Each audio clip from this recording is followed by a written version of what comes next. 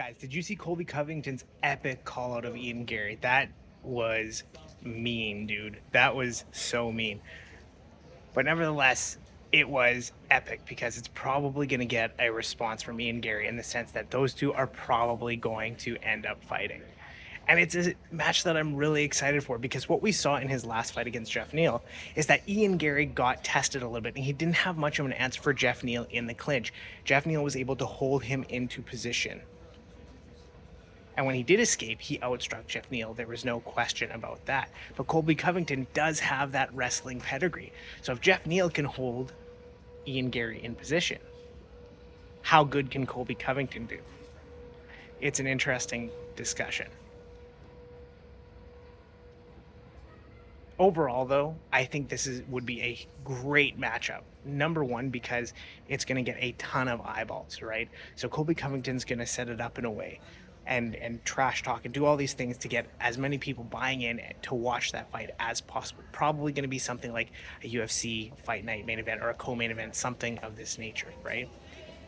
And Colby Covington's going to do everything to trash Ian Garry, trash his family, trash his wife. He has no limit on the things that he's going to say, right? Ian Garry, on the other hand, he's probably not going to be able to respond in kind to Colby Covington from a mental perspective. And so it would be interesting to see whether or not he can, keep himself composed enough to fight his fight. Because in the striking department, there's no doubt in my mind that Ian Garry is going to be able to whip Colby's ass, right? But if it gets in close, if there's the clinch, if there's the wrestling, then Colby Covington does have a real chance. But is Colby Covington going to be able to throw Ian Garry off of his game with all the trash talk that's leading up to it? Because he's not going to pull any punches. Everything that went on in the last 6 months in regard to Ian Garry's family, his wife, his kids, everything like that, he's going to pull out all the punches to make this as ugly and dirty as it can possibly be, right? And so we're going to see whether or not Ian Garry can rise to the occasion, overcome that, and still maintain his undefeated status, right?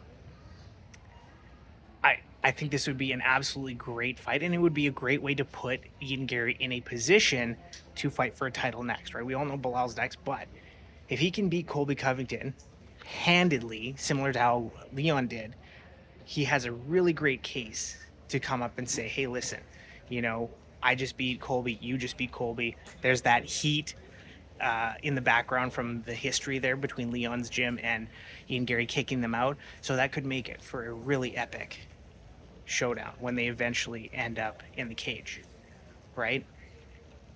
But the first step would be he has to accept this fight with Colby Covington. If he goes for anybody else right now, he's going to look like a coward, right? And they're always going to have these undertones of him being too scared to fight a real wrestler, all these other type of things. He only wants to match himself up with strikers, that sort of thing. But if he can get in there, if he can stay composed, if he can fight his fight, he definitely has the capability of beating Colby, maybe even knocking him out. I don't know. But on the other hand, you have Colby, right, who is known for that pace, is known for that wrestling. What he did against Leon back in December was the most pathetic performance I've ever seen. But the guy who showed up to fight Kamaru Usman not once but twice and basically lost two, I think there were two, one was a knockout, right, and the other was a split decision loss, right?